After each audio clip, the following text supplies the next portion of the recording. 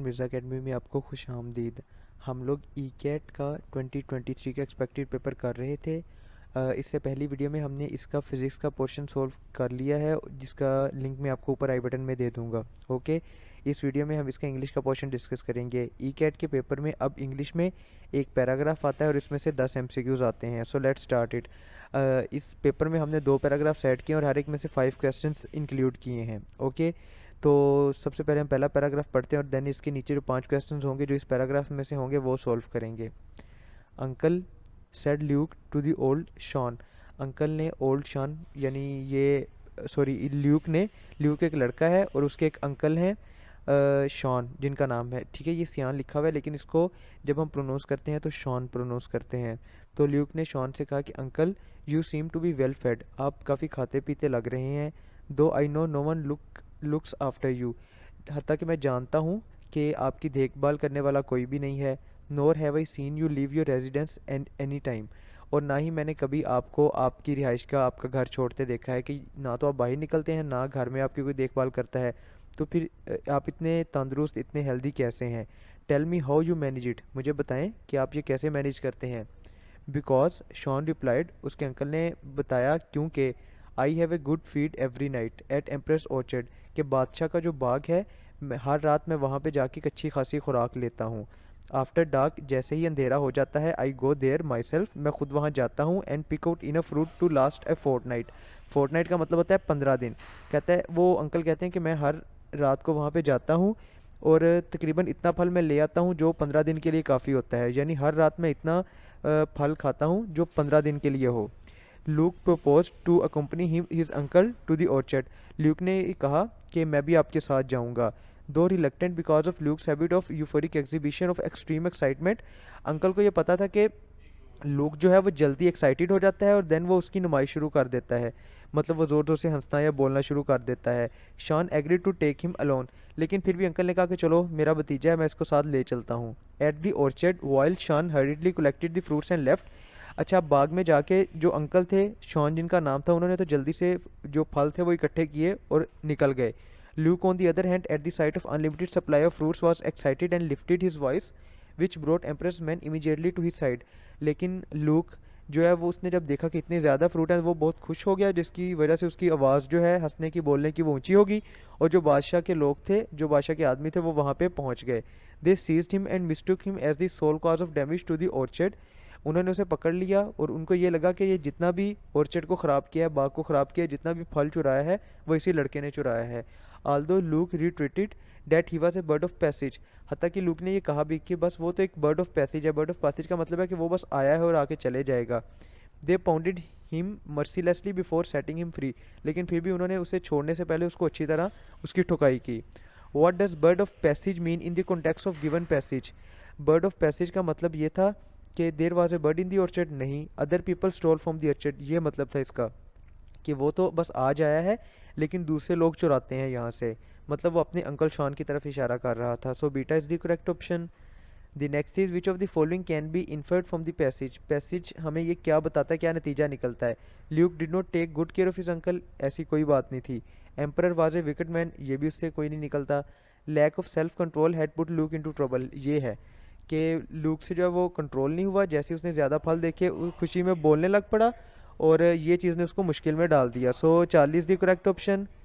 The next is how often did Shyan visit the orchard, Shyan ने orchard जो है वो श्यान जो उसका अंकल थे वो कितनी दफ़ा ऑर्चर्ड को विजिट करते थे, तो वो हर रात यानी एवरी डे आफ्टर मिडनाइट, जैसे उसने ऊपर बताया था ना कि जैसे डार्क होती है मैं वहाँ पे पहुँच जाता हूँ और 15 दिन का फल जाके वहाँ से उठा के ले आता हूँ। So delta is the correct option. The next is choose the word which is most nearly the same in meaning as the word reluctant used in the passage. Reluctant का मतलब क्या था कि वो हिचकिचा रहे थे, तो हिचकिटाने का सिनोनिम क्या बनेगा, डिसइंक्लाइंड, कि उनका उसकी तरफ झुकाव नहीं था। So alpha is the correct option. The next is why did Shan leave after collecting the fruits, fruits collect करने के बाद जो उनके अंकल थे शान थे वो जल्दी जल्दी निकल क्यों गए। He fear that the bird song, ये तो कोई जिक्र नहीं है। To avoid getting caught by the empress man, जी बिल्कुल इसीलिए कि उनको लगा कि अब बादशाह के आदमी आ जाएंगे तो बस मैं जल्दी से अपना काम करूँ और यहाँ से निकल जाऊँ। सो beta is the correct option. Next paragraph पढ़ते हैं और देन उसके 5 क्वेश्चन हम सोल्व करेंगे। Man is known by the book he reads as well as by the company he keeps. एक आदमी इस चीज़ से पहचाना जाता है कि वो कौन सी किताबें पढ़ता है और किस सोहबत में बैठता है। For there is a companionship of books as well as of man and one should always live in the best company. क्योंकि ये एक दोस्ती होती है बुक्स के साथ भी इंसान की और लोगों के साथ भी। इस वजह से इंसान को हमेशा अच्छी सोहबत में रहना चाहिए, चाहे वो बुक्स की अच्छी सोहबत हो या लोगों की अच्छी सोहबत हो। अ good book may be among the best of friends. एक अच्छी किताब जो है वो अच्छे दोस्तों में से होती है। It is the same today at it was always was. ये जैसे पहले आपकी दोस्ती एक अच्छी किताब, ये अब भी आपकी उसी तरह ही दोस्त रहेगी। And it will never change, और ये कभी तब्दील नहीं होगी। It is the most patient and cheerful of companions. और ये दोस्तों में से सबसे ज़्यादा सब्र वाली और सबसे ज़्यादा चीयरफुल है, सबसे ज़्यादा लाइवली है। It does not turn it's back upon in the time of adversity और डिस्ट्रेस। ये मुश्किल हालात में भी आपसे दूर नहीं जाती बल्कि आपके पास ही रहती है। It always receive us with the same kindness amusing and interesting us in youth. ये हमेशा हमें उसी तरह रिसीव करती है, यानी जब भी हम इसे पढ़ेंगे, जब भी हम इसके पास जाएंगे, ये उसी तरह हमें अम्यूज़ करेगी, हमें खुशगवार, हमारी तबीयत को खुशगवार बनाएगी। And interesting as in youth, और जैसे ही ये जवानी में हमारे लिए दिलचस्प थी, वैसे ही ये ओल्ड एज में, बूढ़ी एज में हमें तसल्ली देगी, हमारे लिए सुकून का बायस होगी। ठीक है, ये उसने खूबियाँ बयान की हैं कि भाई अच्छी किताब को पढ़ने के क्या फ़ायदे होते हैं। अब इसके क्वेश्चंस देखते हैं। विच of the following would be the most appropriate title for the given passage. इस बुक का इस जो पैराग्राफ हमने पढ़ा है, इसका पैसेज क्या हो सकता है। तो इसका पैसेज होगा कि book as man's abiding friends. हाँ बिल्कुल, ये क्योंकि इसने आखिर में यही सारा कुछ बताया कि जवानी में भी वो हमारे पास होती है और बुढ़ापे में भी हमारे साथ ही रहती है, और जब भी हम उसके पास जाएँ वो उसी तरह हमें मिलती है।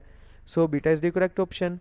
The next is which of the following is opposite in meaning to the word adversity occurring in the passage. Passage में एडवर्सिटी आया था कि ये हम पे कभी अपनी पीठ नहीं फेरती, हमसे दूर नहीं जाती। कब? एडवर्सिटी और डिस्ट्रेस में, यानी मुश्किल हालात में। तो इसका एंटोनिम, इसका ऑपोजिट क्या बनेगा, यानी ऐसे हालात में जो खुशगवार हो, जो जिसमें तरक्की हो। सो खुशहाली, prosperity is the correct option. The next is the statement a good book may be among best of the friends in the passage means. इस लाइन का क्या मतलब है कि एक अच्छी किताब जो है वो बेहतरीन दोस्तों में से है।